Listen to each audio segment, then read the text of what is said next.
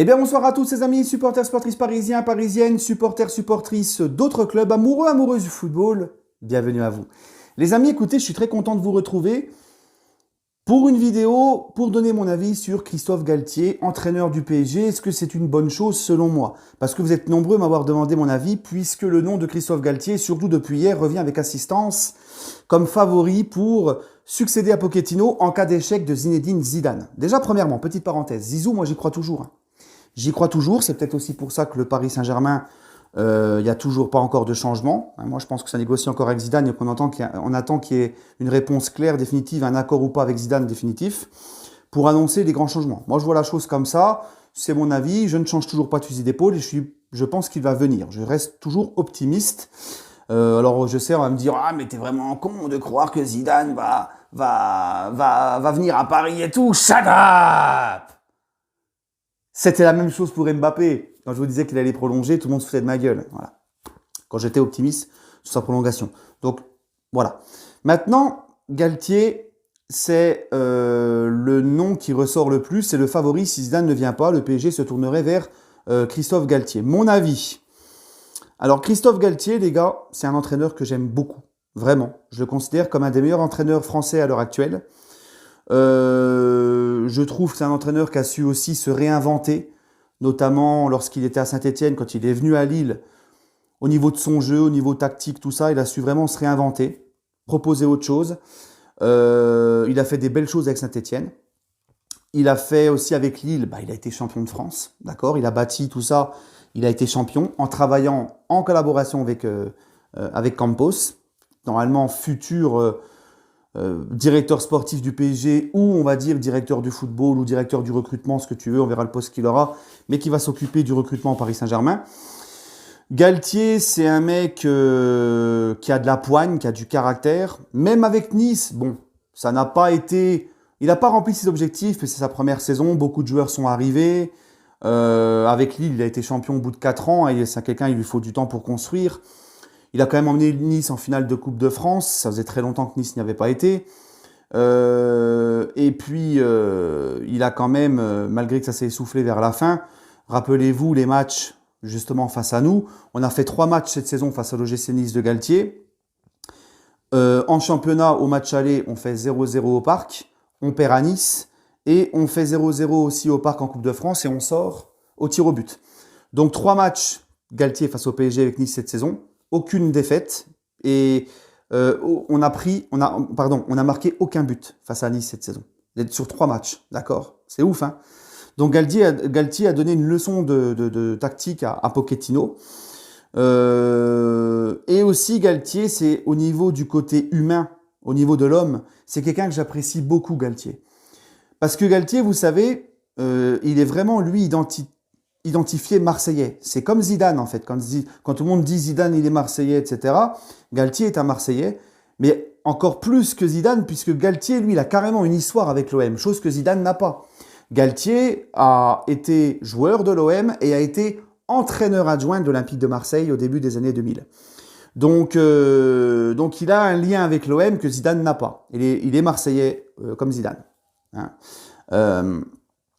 Mais ça n'a pas empêché Galtier de toujours soutenir le Paris Saint-Germain en Ligue des Champions. Il l'a clairement dit publiquement. Il avait même félicité Mbappé pour son but au match aller face au Real Madrid, lorsqu'on gagne 1-0 au Parc. Voilà.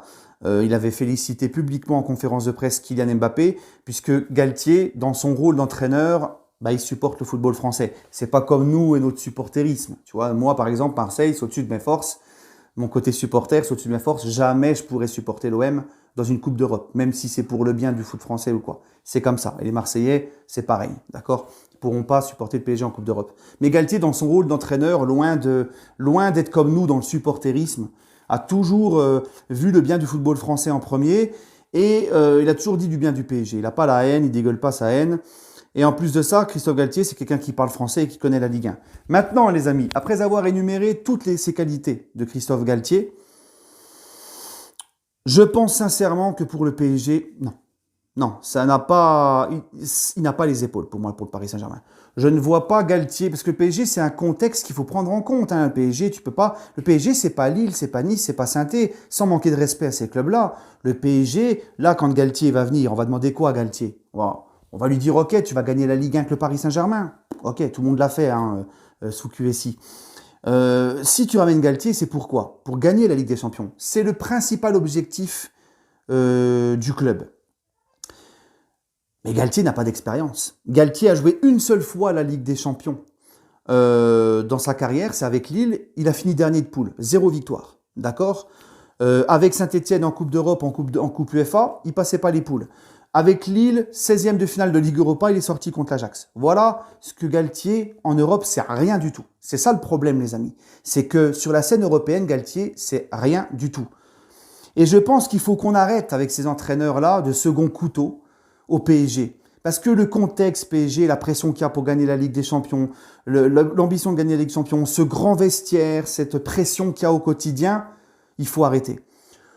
Depuis Ancelotti, nous n'avons pas de gros entraîneur avec une grosse aura, qui a fait des grandes choses, qui est respecté en Europe, qui a fait des grandes choses en Europe.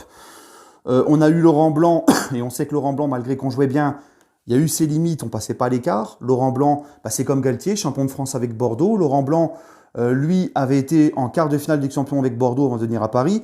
Le fiasco Euro 2012 en tant que sélectionneur d'équipe de France. Emery, quand il arrive à Paris en Ligue des Champions, rien du tout, jamais passé les huitièmes. Certes, il y a les 3 Ligue Europa de suite, mais c'est pas la Ligue des Champions.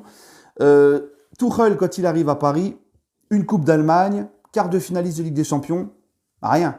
Beaucoup de personnes, lorsque Tuchel est arrivé au PSG, ils ont été voir sur Wikipédia son CV. Et c'était qui vraiment? Voilà. Donc, il faut... Et Pochettino, qui n'a absolument gagné aucun trophée en arrivant au PSG, qui a certes été en finale du champion, mais sans plus. Pas de trophée, rien du tout. Donc, il faut qu'on arrête avec ce profil d'entraîneur-là, second couteau. Et Galtier, contrairement aux autres que j'ai cités, contrairement à Blanc, Emery, Tuchel, Pochettino, Galtier, comme je vous l'ai dit, en Europe, c'est rien du tout, en fait. Il n'y a rien. Donc, comment, en fait, Galtier peut venir au PSG, dans l'ambition de remporter, l'objectif est de remporter la Ligue des Champions, avec son très peu d'expérience en Europe, comment peut-il, en fait, répondre aux attentes? Comment peut-il... pour moi, ça ne colle pas. Pour moi, le costume PSG serait trop gros pour Christophe Galtier. Malgré tout le respect que j'ai pour lui. Et c'est pour ça que... Et je vois pas Galtier, tu vois, arriver dans le vestiaire, donner des consignes à Messi, à Neymar. Non. Vraiment, Galtier, pour moi, la marche est trop haute, PSG. Franchement. Je préfère encore prendre, quand je vois les noms d'Amorim, du Sporting, qui est un petit peu dans le même profil que les Tuchel, les Emery, des grands tacticiens, mais encore qui n'ont pas fait de grandes choses en Europe. Ou Conseil Sao, tu vois, mais au moins Amorim, voilà, 8e de finale avec le Sporting cette saison, de Ligue des Champions. Pour l'année dernière, Conseil Sao qui sort la Juve et qui va en quart de finale de la Ligue des Champions. Eux, c'est au niveau expérience européenne, c'est mieux, tu vois, que Galtier encore. Je préfère encore ces mecs-là que Christophe Galtier. Christophe Galtier, son CV en Europe, c'est le nul, c'est le néant total. Donc, il n'y a rien du tout. Une participation de Ligue des Champions, 0 victoire, dernier de poule. Donc non, pour moi, c'est vraiment pas l'homme que je mettrais à la tête du Paris Saint-Germain. Après, si demain il vient au PSG, Galtier, on va espérer que ça marche, tu vois. La mayonnaise qu'il prend avec Campos, qui va bosser dans l'ombre, qui va lui ramener les recrues qu'il veut, qui lui fera pas qui va pas prendre de place, qui va pas lui saboter le travail. Les Qataris qui ont peut-être changer de politique et dire à Galtier, t'as les pleins pouvoirs, les joueurs, s'il faut les sanctionner, tu les sanctionnes. Ça peut matcher peut-être. Hein. Le football n'est pas une science exacte, je peux me tromper. Mais là, à l'heure actuelle, et donc s'il vient, on espérera que ça marche. Mais je serais très, très, très sceptique. Très pessimiste. Voilà les amis, mon avis sur la rumeur Christophe Galtier au Paris Saint-Germain. Bref les amis, écoutez, n'hésitez pas vous à me donner votre ressenti en commentaire. Je vous souhaite à tous une agréable soirée. Et puis, on attend les grands changements. Hein, c'est le calme peut-être avant la tempête, on verra. En tout cas, les amis, prenez soin de vous. Merci à vous, du fond du cœur, d'être de plus en plus nombreux chaque jour à me suivre. Ça me fait plaisir, que ce soit sur YouTube ou mes réseaux sociaux. Franchement, vous êtes au top. Merci beaucoup, les amis. Et puis, je vous souhaite à tous une agréable soirée. Et toujours et encore, bien évidemment, allez Paris.